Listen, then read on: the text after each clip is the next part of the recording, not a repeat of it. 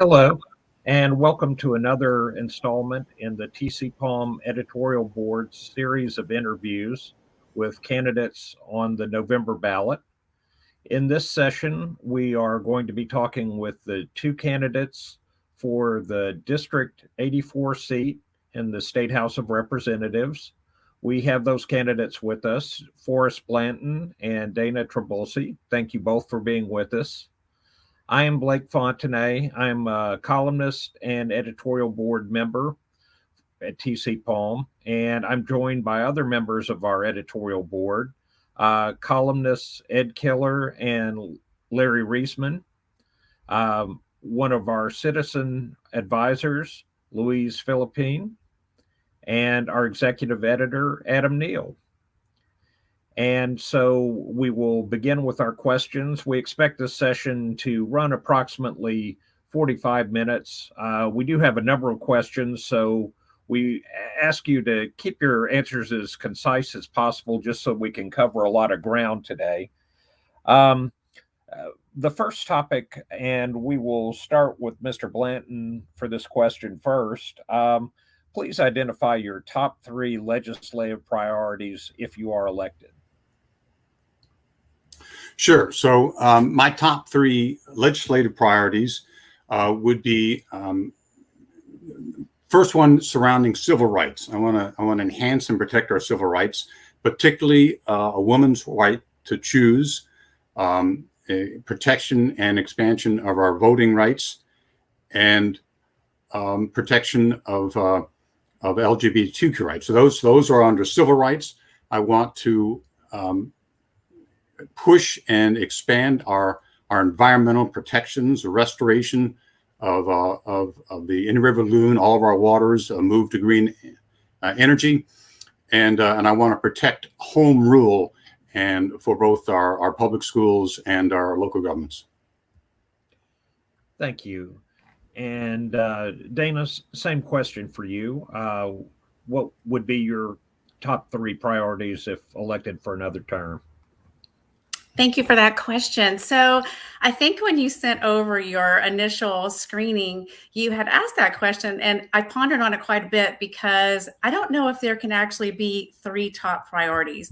Everything that we do in the Florida legislature is a priority, and that is stemming from whether we're home and working on constituent issues or we're in the Capitol on the floor in our committees listening to someone else's top issues. Everything we do every single day, we're pivoting, and so every issue is a priority. I would say that three issues that are very important to me are to continue to get our students on grade level reading. Right now, 48% of our students in the state of Florida are not reading on grade level, and that means that of that, prisons are being built on the backs of third grade reading scores. So you're looking at a huge population of children in our future that are going to be going through our prison system because they can't read. Secondly, I would like to continue my work on level 2 background screening. This past session, I was able to get a small bite of that completed in the education conforming bill, which now we are required to have coaches have level 2 background screening, which we had not had before. But I really want to expand upon that because I think protecting our children and our seniors is of the utmost importance. They're some of our most vulnerable population. And third, I would really like to continue my work with healthcare. I sit on Healthcare Appropriations Committee, and I really enjoy what we're doing, holding our larger institutions more accountable. So I think that would help in our budget, and we could be able to allocate dollars in other ways. Okay, thank you. And before we move on to the next question, for the uninitiated, myself included, what does level 2 background screening refer to? Yes, sir. So that's a more comprehensive background screening where we're not just screening within the state, or we're actually screening within the country in by FBI background check. So it's a more stringent background check. What types of employees, or who would this apply to? So what I was really concerned about when I initially started in the legislature, I was simply going to move statute with level 2 background screening, meaning that level 2 background screening was in foster care and it needed to be moved to DCF. But when we started digging into it more and more, what came up and what was really alarming to me is that children who go to summer camps, the people that are watching over them are not necessarily background screened to the fullest extent, meaning a level 2 background screen. Now, I'm not talking about your Boys and Girls Clubs and your YMCAs or your school-based summer camps, but I'm talking about maybe, a cupcake camp or, a camp that's held in somebody's home, a dance camp. We do not know, because these people are not background screened properly, if they are safe people to have around your children. So that spurred this, and now it's just it's exploded into a little bit more. But right now, in the state, there are so many different people that have to be level 2 background screening, including our school teachers. So you can be rest assured that our students that are in schools are the teachers and anybody in the school has been level 2 background screened. Okay, thank you. Let me start with you for the next question. Talk to me a little bit about your thoughts about the relationship that state government has with the cities and counties, and if there are any aspects of that relationship that need to be improved. That's a great question, too. So a really good friend of mine, Jolene Carbello, has recently been appointed as president of this year's League of Cities. And we've had several conversations, and I always think that we can do better between our state government and our cities. And their theme this year is called Common Ground.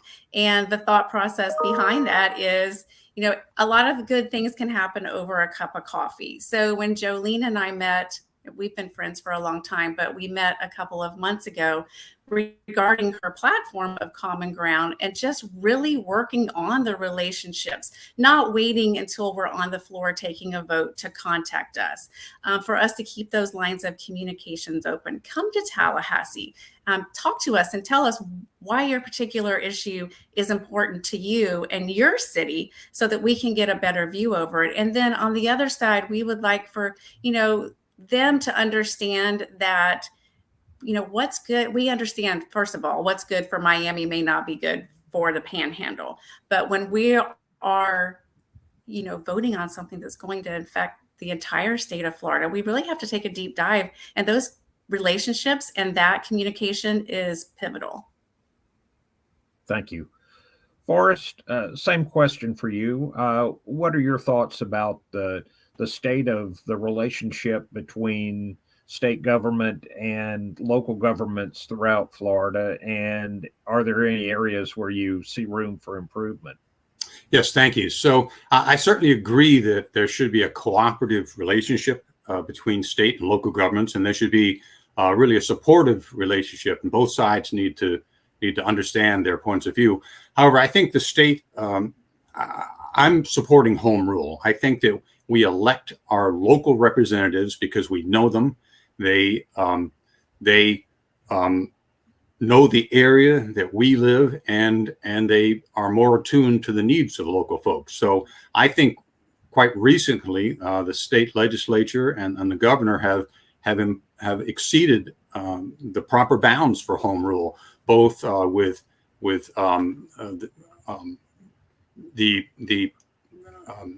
the bills that have restricted what schools can talk about, what teachers can teach, HB 1557 in particular.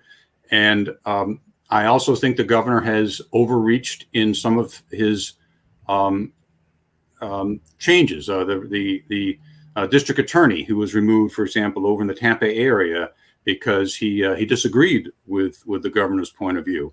Or recently, I know that 4 board members in Broward County in the school board were removed, and perhaps they should have been removed for their work and the delays in construction projects. But the timing of it was such that it did not support the residents of Broward County. They replaced 4 women Democratic representatives with 4 male Republican representatives. So both, there have been a number of other incursions to make it more difficult for local governments to pass rules, to make them more susceptible to lawsuits. And I think those are all impositions on the concept of home rule. And I think there are also attempts to impose, quite frankly, minority and extremist viewpoints on the residents of Florida who may not agree with those viewpoints. Thank you. And let me start with you on this next question, Forrest. Tell me your thoughts about what role state government has in relation to climate change. Well, first of all, I believe very firmly that climate change is real.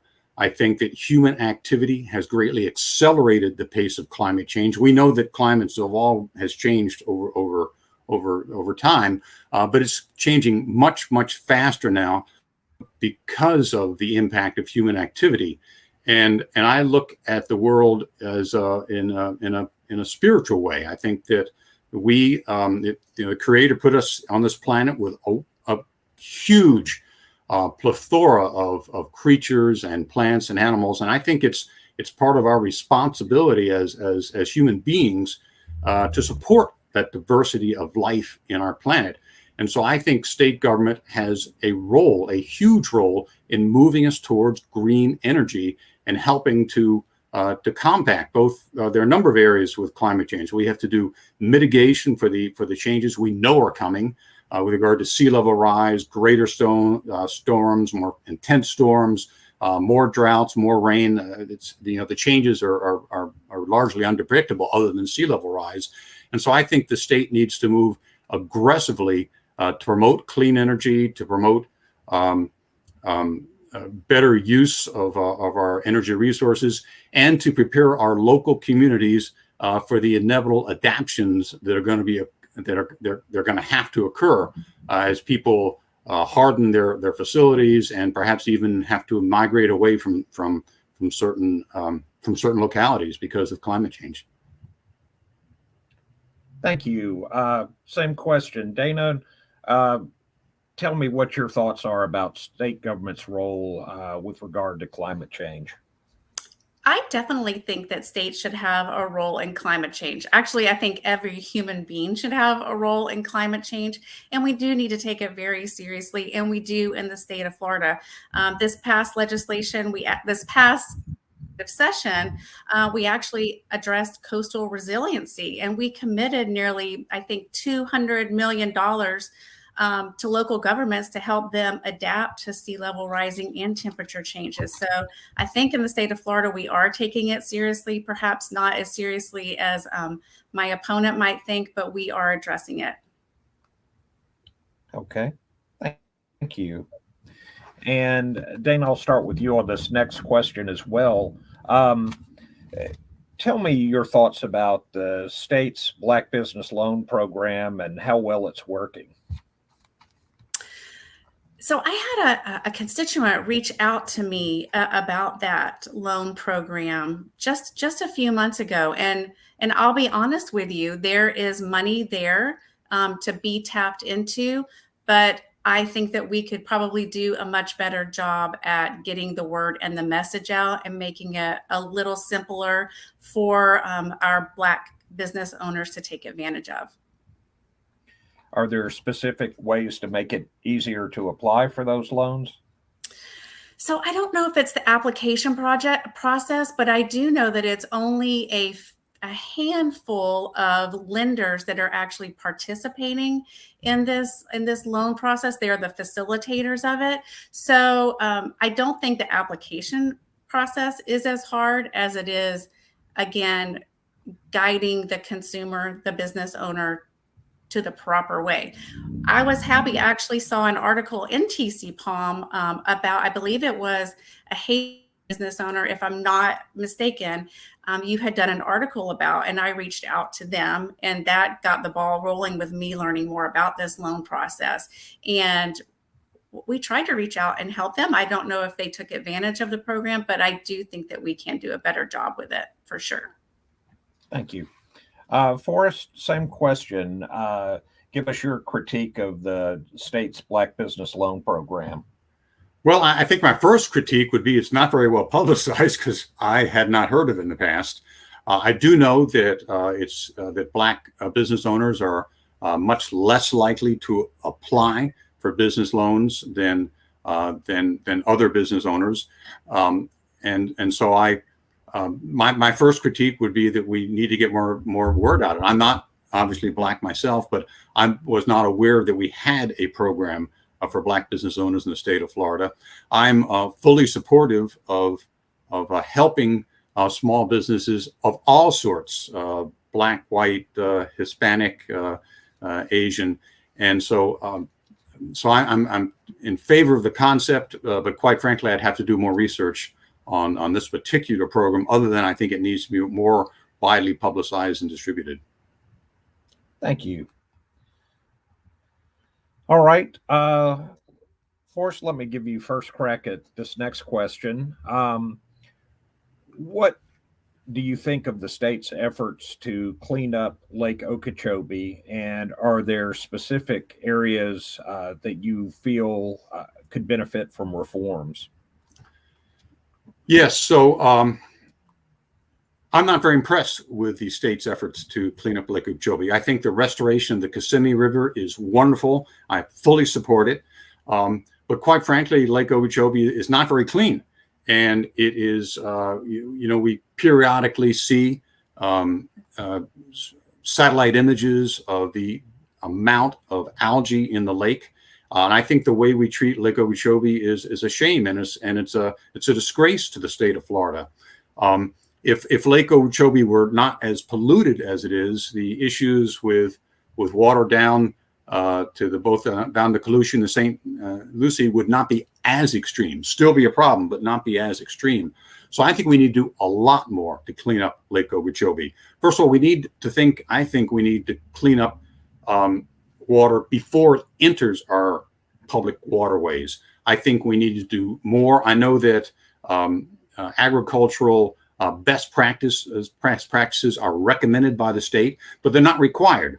There's no enforcement. There's no monitoring. I think we need to tighten that up. I think we need to establish better regulations. I think we need to require large landowners and Big Sugar to clean their own water before they dump it into the public waterways. Essentially, we are treating Lake Okeechobee as something like a public sewer.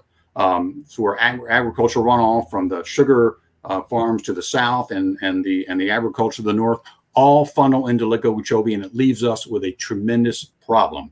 So I'm in favor of breaking the stranglehold that agriculture and Big Sugar has on the state legislature. There are bills only in this last legislative session that are shameful that were passed by the legislature. The governor, to his credit, did veto the last one, which would have prioritized agricultural use of water over water for environmental and other citizen purposes. So I'm in favor of doing a lot more to establish more meaningful guidelines and recommendations, and it will probably cost some money to do what needs to. But Lake Okeechobee is dirty, and it's polluted, and it shouldn't be that way, and it's a disgrace to the state of Florida.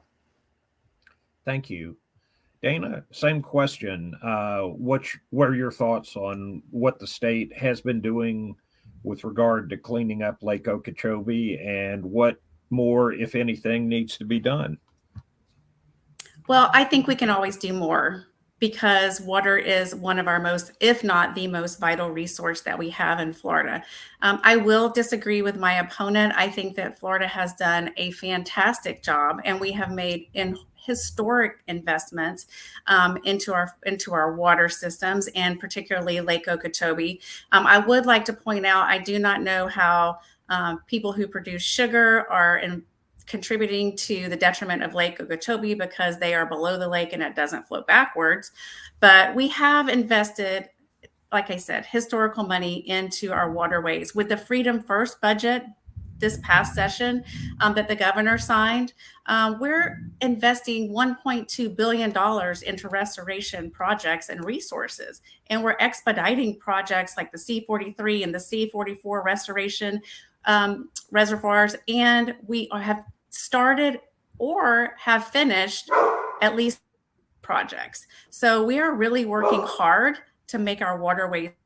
And we actually are working to clean water before it goes into the lake. So water will come down from the Kissimmee River. We will clean it, we will hold it, and then we will release it. And then once it comes out of the lake, managed properly, then we will clean it again before we release it south. So I believe that we are making great strides in our state. Can we do better? We can always do better, but we've had, I think, our governor has spent more money than he even promised he would on our waterways in Florida. And I think we should be proud of that.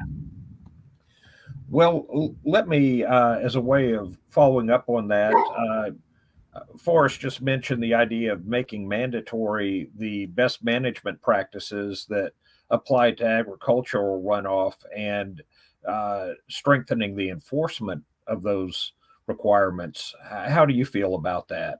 So I have talked to several of our ranchers and farmers, and actually sugar as well.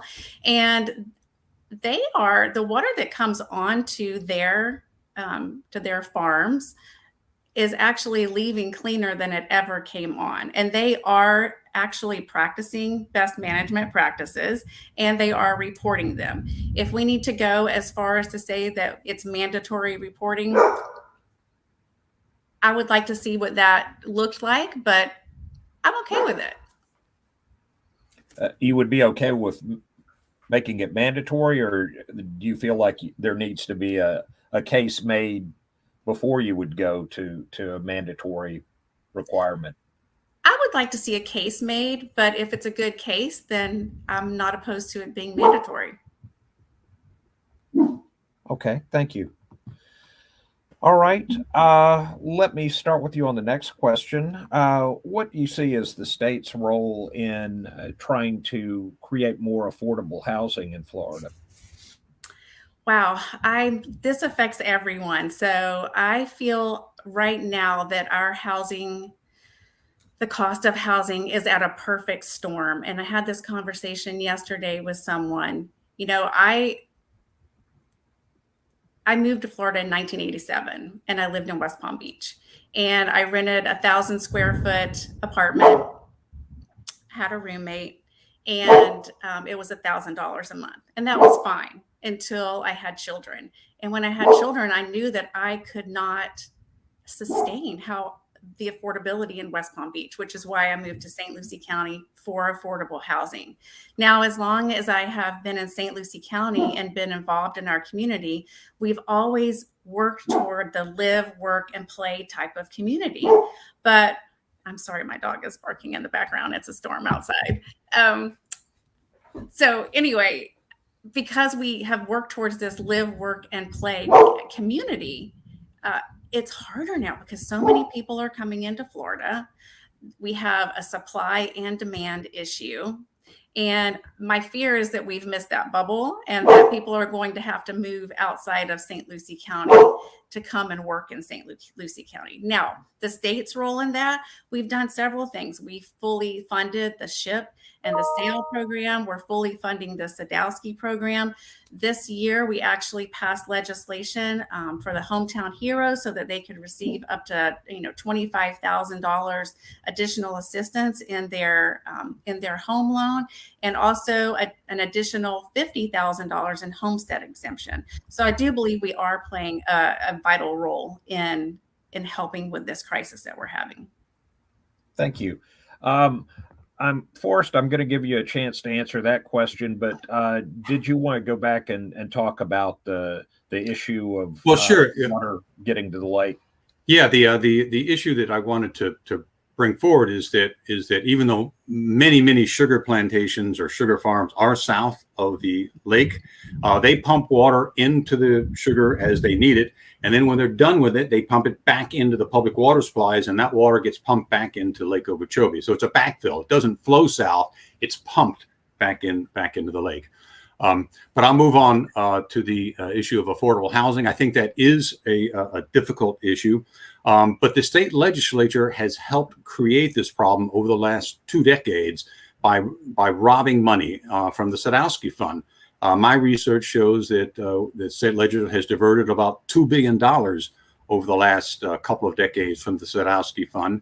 And that money would have done a lot more because it's leverage. It's not just a one-to-one transfer. It's leverage. So I think that we have catch up. I think we need to put more money into that. And I guess it goes without saying, but affordable housing is vitally important for the state, not just because it's fair to the people and to the residents who need to live here, but because our economy requires people and a place to live. People in the service industry, people in the marine industry, people in healthcare and hospitality. We're a service-oriented state, and we need to have fair housing for our residents. So I think we need to do a lot more of that. I think this again is a problem that can be addressed. I certainly favor incentives to private developers and owners rather than supplied directly by the government. But I think we do a lot more in a variety of areas to improve affordable housing. Okay, thank you. All right, and the next question, I think one of you had mentioned this earlier, but let me try and get a little bit more detail, starting with Forrest. Talk about the state's regulation of school curriculums, the extent to which it's happened already, and if you believe there is more that the state needs to be doing in that area. Well, I think the state has done too much. I don't think the state should be regulating curriculum on our local schools. I think that, and there are a couple of them. There's the HB 1557, the Don't Say Gay bill. There was the HB 7 also in 22, the Educational Discrimination bill, the Stop Woke bill. And these are, I believe, issues that play to the base of the conservatives and to the governor's base. These are culture war issues. They are diverting from what really needs to happen. And I think the state has overextended itself. I think it's quite frankly, I think it's un-American for conservative minorities to be imposing their point of view and their curriculum and what can be said and can't be said in our local schools. I think we elect our local school representatives because we trust them, because they know our area, because they are qualified, and we should let them make the decision. So I think this is, I think the state's overreach has been unfair. I believe my opponent has voted for those. At the very least, she's not voted against them, and I think it's wrong, and I think it needs to stop. Dana, what are your thoughts about the state and its regulation of local school curriculums? So I do not believe that we have had overreach on the state side. First of all, House Bill 1557 does not say gay. It may be called the Don't Say Gay bill, but that's a name that extremists have given it, and it doesn't say gay whatsoever. The only thing that it says is that we are not going to talk about sexual orientation from kindergarten to 3rd grade. And I think that's fair, if not even, let's think about that. Do we really want to have those conversations with kindergartners through 3rd graders? And now you're taking that privilege away from parents to be able to have conversations that they deem appropriate with their children. As far as House Bill 7, I've had several conversations regarding this bill, and I do not feel that this is a discriminatory bill. This bill states that we want you to teach history in schools. We are not trying to discriminate at all by saying you can't teach history, because that's not just the case. But what we are saying is, don't interject into the classroom your personal opinions and may feel about the subject matter to make a student feel bad for who they are, because we really have enough of that, and we don't need to do that in our classrooms. Our classrooms should be a safe place where children can go and receive an education and not feel as though they are getting personal feelings from their teachers on world matters that need to be talked about at home. Thank you. Okay, well, I've been doing a lot of talking now, so I would like to see if some of the other editorial board members would like to jump in with any questions at this point. Yeah, I have a question. I guess we'll start with Dana. There's been a lot of talk about bills and things like that, and the governor. So can you name 3 issues that you disagree with the governor on? 3 issues, over the past couple of years that you might have disagreed with him on, or in the future that you might disagree with him on? Larry, I think that's a rude question, to be honest with you. I think it is inconsiderate to this particular forum and interview. I support our governor. He is, it is out of respect that I will support him, and I'm not going to have a conversation like that on camera or off, because I do support him. On every issue? I'm not doing it. You're not going to bait me on this. I'm sorry. I think it's rude. Thank you. Forrest, can you please name 3 issues that you agree with the governor on? Sure. And I'll say that I think what we just heard is part of the problem, because I'm an independent thinker. I want to represent the citizens and the residents of House District 84. I don't vote anyone's party line. I'm registered as a Democrat. I'm running as a Democrat, but I look at every single issue on its basis and what's best for the people. So I disagree with the governor on most of the ones I just mentioned. I disagree with him on the voting issues, the SB 524, the election crimes and security. I disagree with him on his restrictions and the state legislature restrictions on absentee voting, drop boxes, giving people water, standing in line.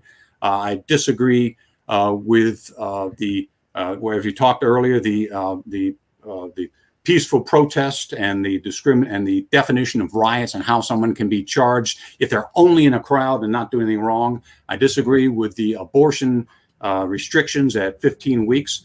And I think that's more than 3, so I'll stop. But there's a pretty long list of things that I disagree with.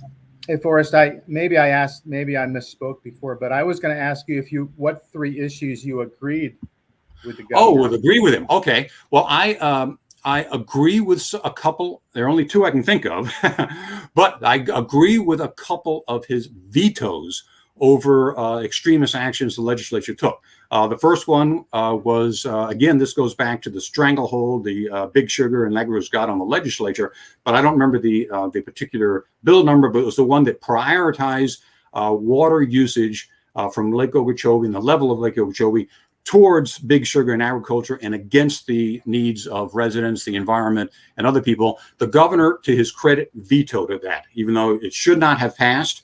I'm amazed it passed, but he did veto it. There was another element that also came out of the legislature, which was, I guess, a bone to FP&L, having to do with changing the way that net metering works on solar systems for houses. And the governor, to his credit, did veto that. And I think that was the right thing to do. Again, it shouldn't have been passed by the legislature in the first place, but he did veto. So those are 2 items that I think he did the right thing on. Thank you. I know, Dana, you wanted to respond back to that, Dana? I'd like to clarify that I do think for myself, and I do vote for myself. And I just think that is a pandering question. I really expected this interview to be about what my accomplishments are, what I've done in the legislature, and what I am looking forward to doing when I am reelected, and that Forrest would have the same opportunity to do the same for himself. This is not a gubernatorial forum or interview, and I do take offense to it because you asked me what I do not like about the governor, and you asked Forrest what he does like about the governor. And in all fairness, shouldn't you ask us both the same questions? Thanks, Dana. He actually raised in his questionnaire, which you haven't had an opportunity to see, he raised the question of the independence of your thoughts. So I appreciate your response. Thank you.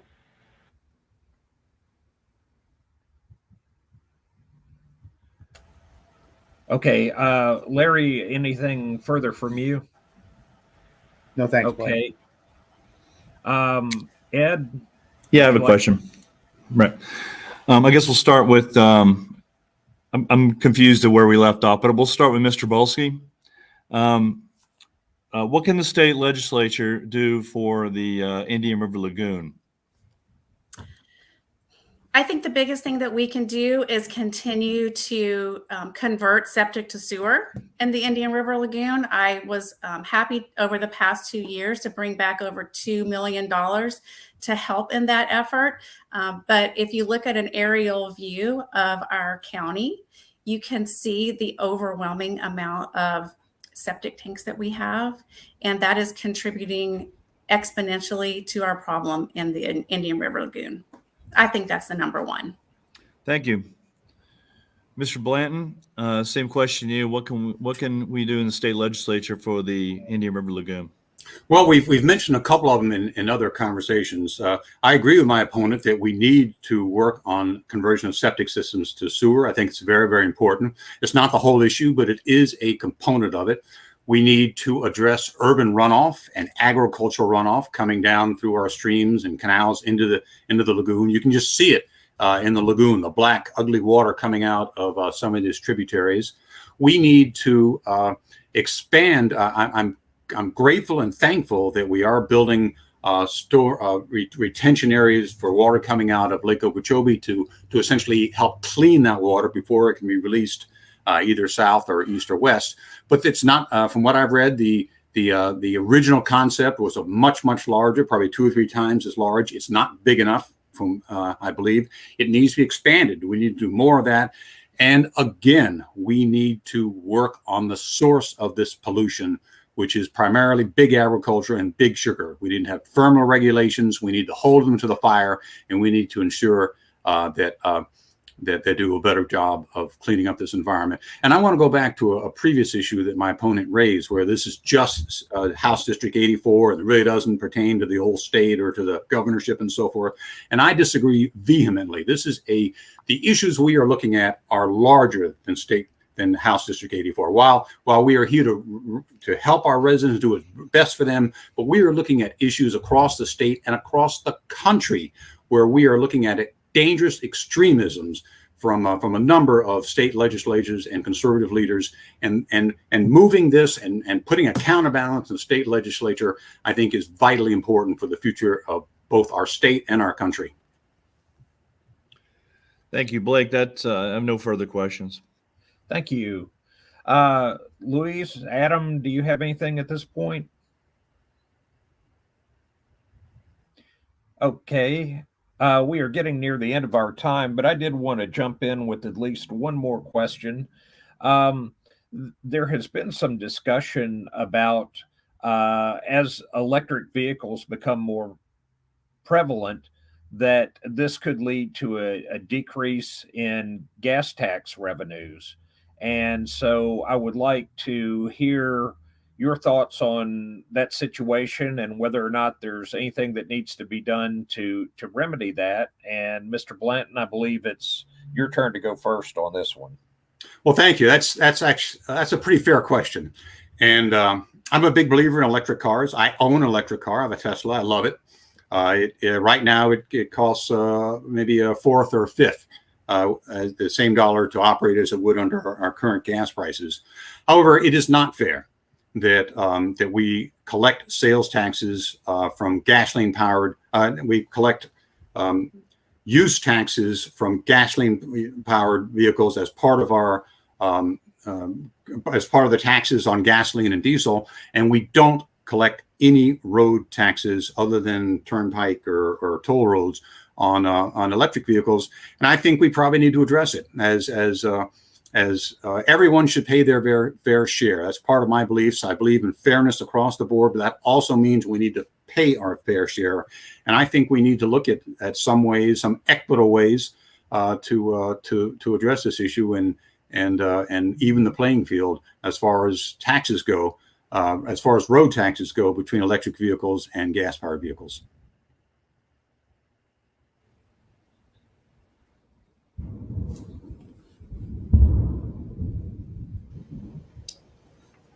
It looks like, oh, Blake, are you there? Yes, I'm sorry. I faded out for a minute. I was just going to ask Forrest follow up on that if there were specific ways that he thought the gas tax might be replaced. Well, I'm not proposing, even I'd be open to it. I'm not proposing to replace the gas tax on gasoline-powered vehicles because it works and people are used to it and so forth. And I think the most equitable way to do it would probably be through a registration process. I know in many areas in the past we've had high occupancy vehicle stickers that you could purchase that would give you some benefits. So I think that the state auto registration system probably knows or has the ability to know which are electric vehicles, and I think that would be the most expeditious way to add those taxes as part of vehicle registrations and renewals. Thank you. Dana, what are your thoughts? Looks like we have lost Dana. I'm not sure if that may have been a technical issue. So we are near the end of our time. I think what I'd like to do, Forrest, since we've still got you on the line, if you could go ahead and give us a closing statement. Hey, Blake, sorry to interrupt you, but it looks like Dana got back on. Okay. Yeah. All right.